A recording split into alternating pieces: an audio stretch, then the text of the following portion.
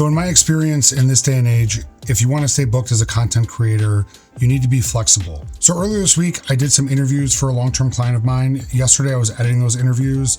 And then today I switched to 10 days of photography of various forms. Today was shooting patio furniture in a big white studio for a long-term client of mine. Tomorrow is some more of that. Saturday, I'll be processing all those images and sending them off to the retoucher. And then Sunday through Tuesday, I'll be shooting eyewear, about 300 SKUs of various angles of their 2026 fall line. They're a long-term client of mine and they needed to get these images sooner than later.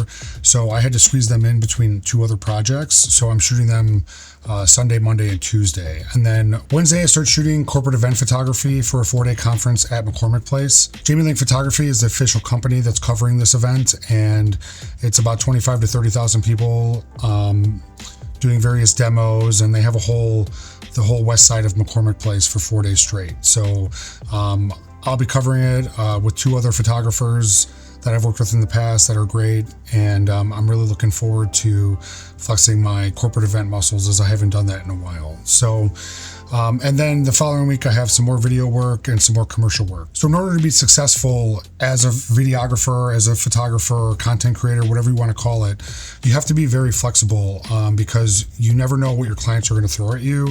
And, you know, when you're a freelancer, you don't get to always choose your schedule. I've always said you make hay when the sun shines, and so I'd rather be too busy than sitting around waiting on work. And so, you know, sacrificing a weekend here or there to meet a client deadline is totally okay in my book, and it's something that I've always been willing to do for all of my clients. So day one of a 10-day photography run is in the books. I know the next 9 days are going to be grueling, but they're going to be fun, and I wouldn't have it any other way. So thanks for watching. We'll see you next time.